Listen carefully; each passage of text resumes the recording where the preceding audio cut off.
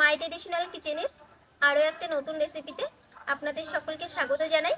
শীতকাল পড়ে গেছে, আর শীতকাল মানেই কিন্তু বাঙালির প্রতি ঘরে ঘরে বিভিন্ন রকম পিঠে তৈরি করা হয়। তার ভিতরেও একটা জনপ্রিয় পিঠে হলো ভাপা পিঠে। সেই ভাপা পিঠের রেসিপিটা আজকে আমি আপনাদেরকে তৈরি করে দেখাবো।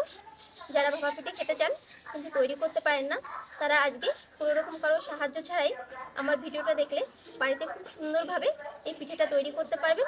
চলুন তাহলে শুরু করা যাক। ভাপা পিঠে তৈরি করার জন্য লাগছে নারকেল। তো আমি এখানে দুটো নারকেল ভেঙে নিয়েছি। এই নারকেল দুটোকে এখন কুড়িয়ে নেব।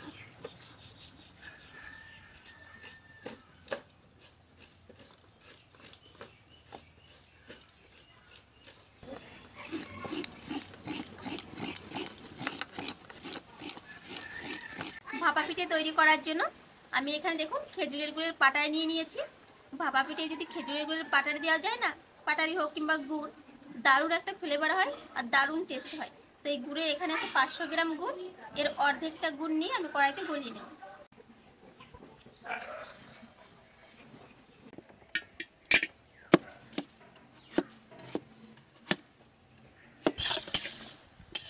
পাটালিটা একদম গলে গেছে, এখন একটু ফুটতে শুরু করেছে। এখন কোরানো নারকেলটা এর ভিতরে দিয়ে দিচ্ছি। দারুণ একটা ফ্লেভার বেরোচ্ছে, একদম খাঁটি গুড়ের ফ্লেভার।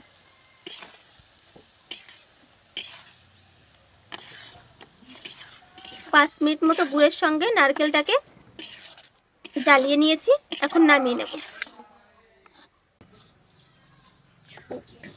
ভাপা পিঠে তৈরি করার জন্য এই দেখুন, এই যে ভাপা পিঠের হাঁড়ি বলে এটা, এই হাঁড়িটা বসিয়ে এটা জল গরম বসিয়ে দেবো। আপনাদের বাড়িতে যদি ভাপা পিঠের হাঁড়ি না থাকে তাও কোনো সমস্যা নেই, যে কোনো হাঁড়ির মুখে কাপড় বেঁধে আপনারা করতে পারবেন।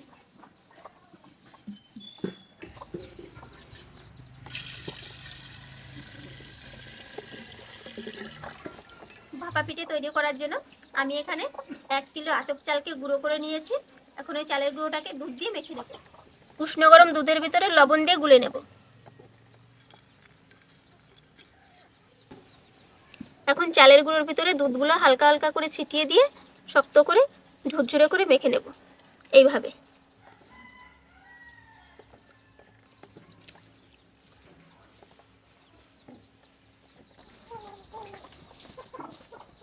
এক কিলো আতপ চালের গুঁড়োতে আমার 250 গ্রাম মতো দুধ লেগেছে। এই দেখুন, এই যে এরকম ঝুড়ো ঝুড়ো করে মেখে নিয়েছি। এখন এই চালনির সাহায্যে ডলে ডলে এই যে গিটগুলো আছে এগুলো ভেঙে নেব। এই দেখুন, এই যে চালন নিয়ে নিয়েছি, চালনের ছিদ্রটা ছোট ছোট হবে, যেটাকে বলে শোষো চালা চালন, সেই চালনটাতে চেলে নেব।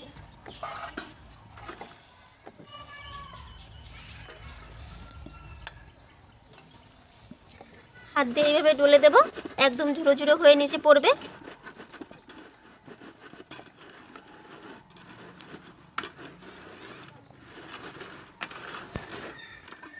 এই দেখুন কতটা সুন্দর ঝুরঝুরে হয়ে গেছে, দেখে আশা করি বুঝতে পারছেন, একদম ঝুরঝুরে হয়ে গেছে। এটা তৈরি করার জন্য আমি দেখুন ছোট সাইজের একটা গোল দেখে বাটি নিয়ে নিয়েছি। আপনার থেকে বড়ও নিতে পারেন, ছোটও নিতে পারেন। এর ভিতরে প্রথমে যে চালের গুঁড়োটা করা হয়েছে সেটা দেব, মাঝখানে খেজুরের গুড় আর নারকেলের যে পুরটা তৈরি করা হয়েছে সেটা দেব, তারপর আবার চালের গুঁড়ো। এই যে চালের গুঁড়ো দিয়ে দিলাম, এখন হালকা করে একটু চেপে দেব। বেশি চাপলে কিন্তু বাষ্পটা পাস হতে পারবে না, ভিতরের পিঠে কাঁচা থেকে যাবে।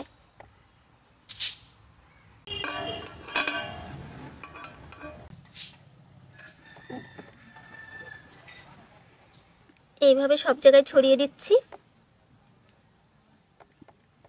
এখন আবারও চালের গুঁড়ো দিয়ে দিচ্ছি।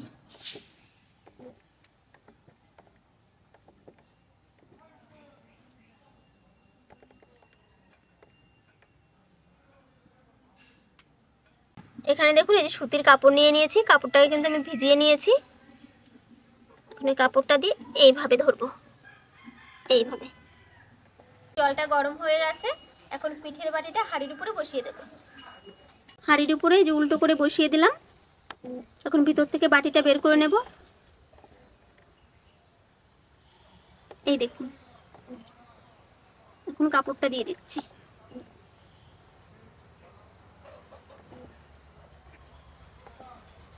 এখন ঢাকনা দিয়ে ঢেকে 10 মিনিট মতো ভাপিয়ে নেব। 10 মিনিট হয়ে গেছে, ভাপ দিয়ে নিচ্ছি। ভাপা পিঠাটা তৈরি হয়ে গেছে, এখন নামিয়ে নেব। নামানোর সময় একটু সাবধানে নামাতে হবে, বাষ্পে হাত পুড়ে যেতে পারে।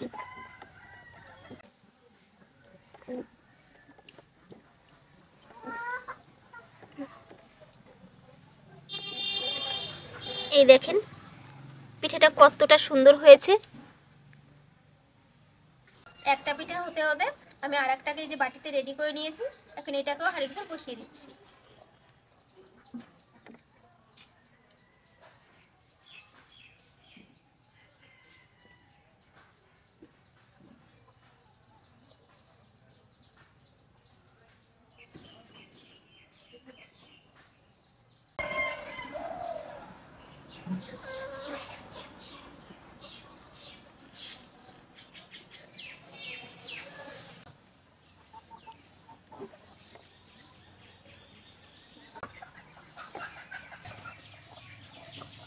একটা পিঠে আপনাদেরকে কেটে দেখাচ্ছি ভিতরটা কেমন হয়েছে।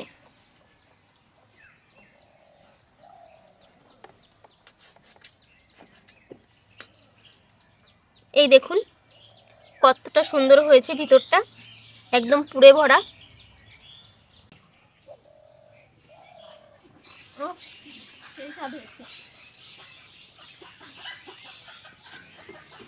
পাক্কা 1 বছর পরে পিঠে খাচ্ছি, আজকে প্রথম।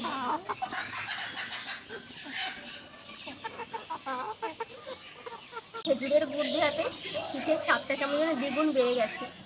আপনারাও কিন্তু অবশ্যই এই সময় কিন্তু সব জায়গায় শীতের সময় খেজুরের গুড় পাওয়া যায়, খেজুরের গুড় দিয়ে এই পাপা পিঠেটা তৈরি করে খেয়ে দেখবেন, দারুণ লাগে খেতে।